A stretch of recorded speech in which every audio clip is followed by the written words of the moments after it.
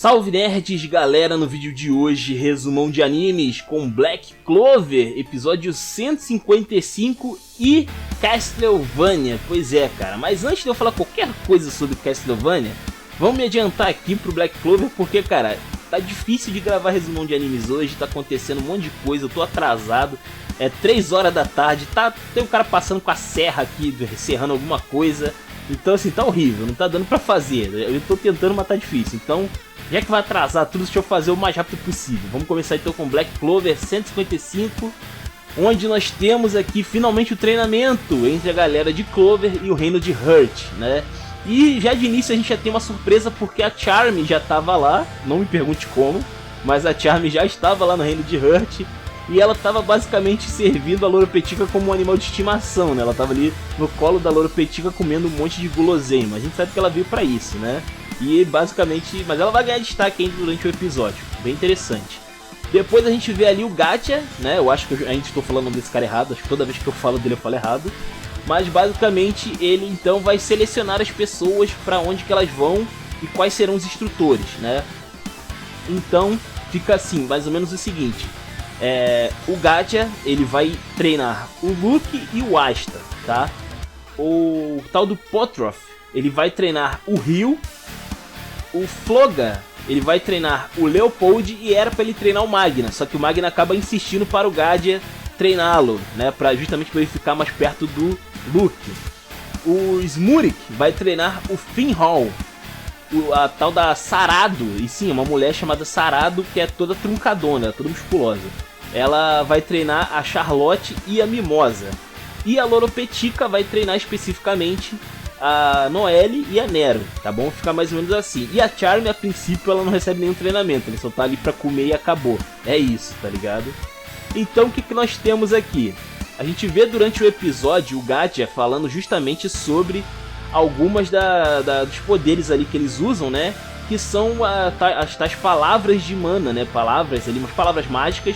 Na prática funcionam como se fossem runas, que basicamente eles conseguem revestir a própria magia com essas runas e aumentar o seu poder e também dar outros efeitos, né? Outros comandos, vamos dizer assim, para os poderes. Ele dá até um exemplo ali para a galera quando ele solta um ataque elétrico no Asta, um ataque bem fraquinho, e o ataque cresce sozinho depois, sabe? Acerta o Asta mesmo, o Asta saindo da frente, porque ele deu esse comando, né? Para que a magia se expanda. Então dá para você fazer alterações e deixar uma magia fraca, por exemplo, muito mais poderosa. Ou uma magia que já é muito poderosa vai ficar ainda mais roubada. E por aí vai, tá ligado? É só os monstrão que vai ficar aqui. O pessoal vai sair como? Sinistro daquele treinamento, tá ligado? E basicamente o que a gente vê é a galera então treinando, né? A gente começa aqui com a tal da Sarado, treinando a Mimosa e a Charlotte. E ela tem poderes de terra, igual a Sol, né? E ela pede então para que as duas vamos dizer assim, se reúnam ali, tenham uma espécie de comunhão com a Terra. E, cara, ela mostra o poder dela e, cara, é muito superior ao da Sol em tudo, tá ligado? É só magia de terra, naturalzão mesmo, mas é muito mais forte que a da Sol em todos os sentidos. A Charlotte mesmo constata isso. E ela é meio ruim de explicar as coisas, porque ela explica de um jeito meio esquisito ali. Mas, ok. Então elas têm que fazer, tem um jeito ali de se relacionar melhor com a Terra, né? Com a energia, com a mana da Terra. Já o Finhal tem um caso diferente aqui. O Finhal ele encontra ali o tal do Smurik, ele que queria treinar o Yuno, né? Mas o Yuno recusou toda a história lá do treinamento e tal. Então sobrou treinar o Finhal, é o que tem pra hoje, né? E ele dá um treinamento bem interessante para o Finhal, porque é o seguinte, ele fala alguma coisa mais ou menos assim para o Finhal. Pô, você tem magia espacial, né? O seu trabalho no time é dar suporte para o seu time. Mas pergunta, se alguém tá atacando você, o teu time tem que parar o que tá fazendo pra te salvar, né? Quer dizer, não, parou de lutar com o inimigo só pra te proteger? Tá meio errado isso, né? Então, basicamente, o treinamento que ele tá dando para o Finhal é forçar o Finhal a criar alguma mecânica para se proteger, seja atacando o inimigo ou criando algum mecanismo de defesa mais eficiente. E isso me lembra, obviamente, o Langris, que acabou de lutar contra o Yuno, não é mesmo? E a gente sabe que o Langris ele é mortal, a magia espacial dele é extremamente perigosa, tá ligado? Então, assim, basicamente o Finral vai ganhar um upgrade para ficar ali mais ou menos pareável com o Langris, ou mais perto do Langris, né? Já no caso do Floga, que a gente vê aqui treinando o Leopold, a gente vê o seguinte: ele é um cara mais normalzão, vamos dizer assim, questão de personalidade, né? Ele tem uma persona mais comum. E ele pede pro Leopold mostrar o poder dele, né? O Leopold vai lá, manda as chamas espirituais. E depois o Leopold pede pro cara mostrar o poder dele. Meu irmão, o cara cria uma erupção vulcânica.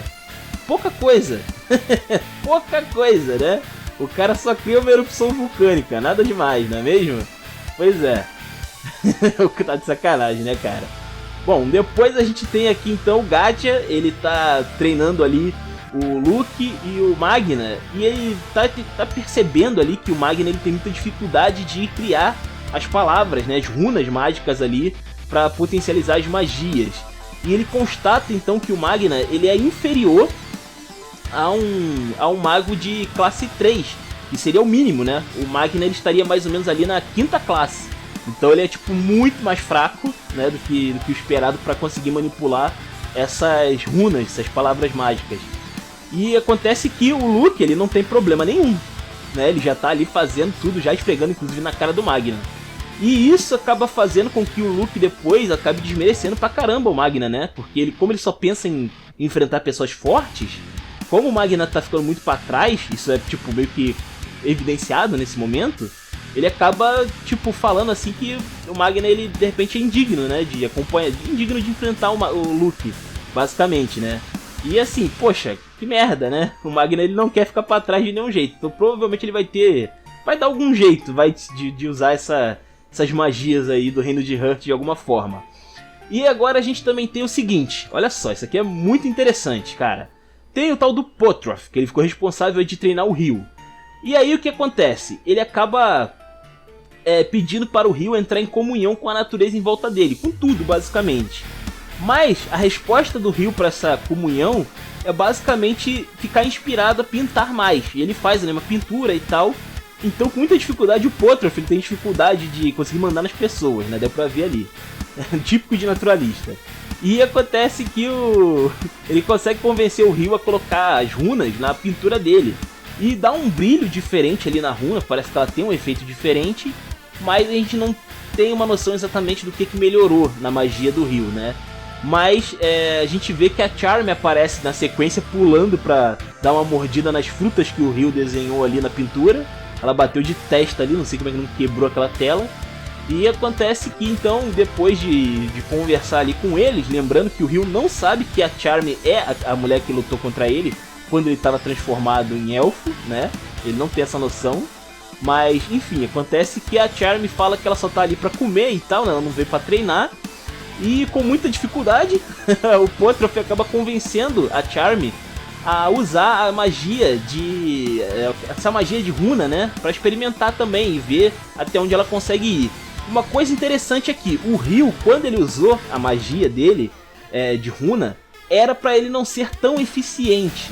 Mas pelo que o Potroth conseguiu constatar, o cara é praticamente um prodígio. O Ryu basicamente já não precisa de treinamento, ele já consegue fazer de primeira em alto nível essa magia aí de runas, tá?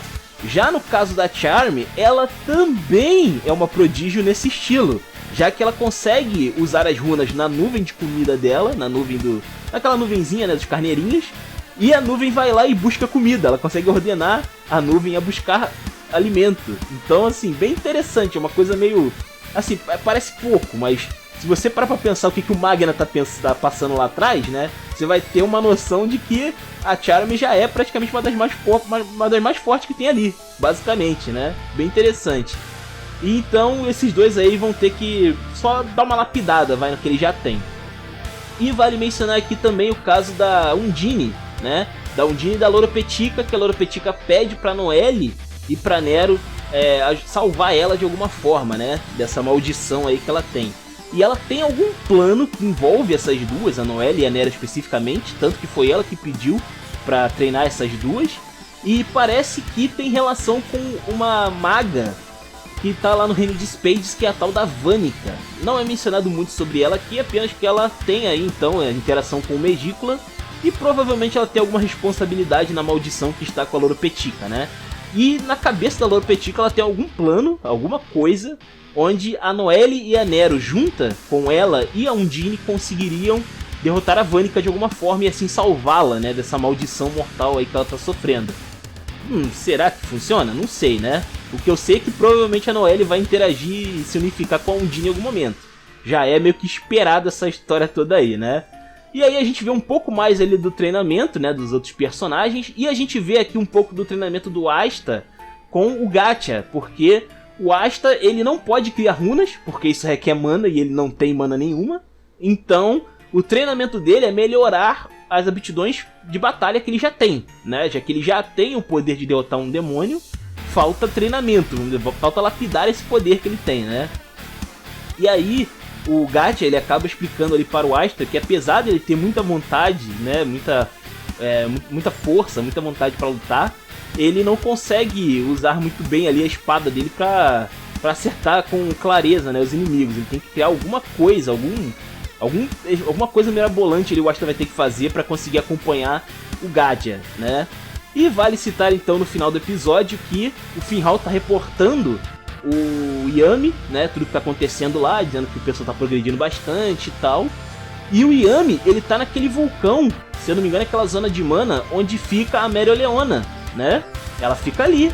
Então, provavelmente, o Yami também tá treinando pra caramba aí, tá tentando superar seus limites. Se é que é possível ele superar mais ainda do que ele já tem. Mas, ok, né? Vamos ver aí o que o Yami vai tirar da cartola, porque o cara já é extremamente roubado. Ele é um Asta que deu certo, um Asta com upgrades. Então vamos ver aí, né? Vamos ver aí o que acontece. E porque aí, essa galera vai ficar monstruosa, né? Quando sair desse treinamento, já sabemos disso, né? Pelo menos alguns, não sei como é que vai ser o caso do Magna, coitado, mas é o que tem pra hoje. E agora falando sobre Castlevania, pois é, cara, eu demorei pra dar uma olhada em Castlevania. E assim, eu tenho que ser bem sincero, acho que eu já falei até algumas vezes aqui no canal, mas eu nunca fui muito com a cara de Castlevania. Os jogos nunca me convenceram muito, desde a época lá do início, do Mega Drive e tal. E acontece que, assim, quando veio essa animação, né, no caso, pra mim, o pessoal fala que é anime, né, pra mim é animação, mas ok, igual Dororedoro, né, não sei pra que lado eu vou quando eu vejo essas obras assim. Mas, basicamente, eu não tava tão afim de ver, né, porque a obra já não tinha me chamado tanta atenção no passado. E, assim, acontece que quando eu fui dar uma olhada, eu acabei me deparando com uma obra majestosa, cara. Essa obra é muito boa, muito bem feita. Cara, que, assim, é uma obra linda, tá ligado? Eu acho que até vale ser legal ela não ter tantas coisas em relação aos jogos. Ela tem referências e menções, até porque principalmente a primeira e a segunda temporada tem a ver com a guerra contra o Drácula. Então é bem interessante da gente ver justamente essa relação, né, do time se formando contra o Drácula, o Alucard, o Trevor, a Scythe e por aí vai. Contra o Lorde Vampiro Supremo. O cara é um monstro, tem uma história incrível por trás dele. As motivações dele são muito, sim, cara, muito legais, cara. Na moral, o que ele passou, é muito incrível, sabe? É uma história muito densa, tem bastante sangue, tem violência gráfica. Mas assim, a violência é o de menos, sinceramente. O que é realmente interessante aqui é a personalidade dos personagens, sabe? Quem eles são, como eles se comportam. O Alucard, a compaixão que ele tenta ter pelo pai, que ele tá tentando impedir o pai dele de matar a humanidade por causa do que eles fizeram com a mãe dele, sendo que, cara, a mãe dele não queria que ele depositasse sua ira na humanidade, né? A gente tem o Trevor Belmont, que ele é um caçador sinistraço de monstros, só que ele é o último da família dele, e meio que a família dele é desprezada pelos outros. A Scythe, que é uma espécie de oradora e também é uma maga implacável, ela é roubada pra caramba. Então, assim, muito legal. Os personagens secundários também são muito legais. O Isaac, porra, que sinistro o Isaac, mano. O Isaac é muito bom, ele aparece muito pouco nas duas primeiras temporadas. Ele tem mais destaque na terceira. E pra mim, a passagem dele em toda a obra ali do anime é sensacional, cara. Sinceramente. Um ponto negativo que eu tenho sobre a obra é sobre a animação, que às vezes ela é um tanto truncada na hora da porradaria mesmo. E assim, mas é de vez em quando, não é sempre. Ele não chega a estragar a obra de verdade em nenhum momento. Mas tem sim alguns momentos ali que os personagens têm uma movimentação meio esquisita, vamos dizer assim, meio truncada, tá? E também vale ressaltar aqui que a terceira temporada, em questão de emoção, ela é menos emocionante que as outras duas. Até porque a conclusão do Drácula é na segunda, então é meio difícil você fazer algo mais sinistro do que o Conde Drácula, tá ligado? Mas enfim, os caras continuaram com a série, podiam ter acabado ali na segunda mesmo. E acabou que eles fizeram vamos dizer assim, uma terceira temporada que é mais focado na interação dos personagens. E não tanto na ação, na violência e vamos dizer assim, em um inimigo tão poderoso, sabe, pra se enfrentar. É basicamente as pontas soltas da segunda temporada que a gente vê aqui. E assim, mas pra mim ainda é muito bom, sabe? Pra mim, eu ainda achei muito bom. E mesmo não sendo um grande fã da obra, me deu até vontade de conhecer mais, sabe, sobre Castlevania. Me deu vontade realmente, sabe? Então eu acho que o anime fez o trabalho, sabe? Pegou uma pessoa que não é relacionada ao universo de Castlevania e aproximou essa pessoa desse universo, sabe? Eu tenho agora vontade de dar uma olhada, mesmo que os jogos eu não acho lá essas grandes coisas, mas eu vou arriscar, né? Dar uma olhada aí por causa disso. Então, muito bom, cara. Se tivesse saído esse ano, inclusive, toda essa temporada junto, né? A primeira, segunda e terceira temporada, eu teria dado o melhor anime do ano, assim, fácil, tá ligado? De tão irado que é. Recomendo, inclusive, que vocês deem uma olhada. Então é isso, espero que vocês tenham gostado. Se inscrevam, compartilhem, deem uma moral no Padrim. Fale comigo no Discord. Comenta aí, os comentários de vocês, hein? Valeu, nerds. Fui.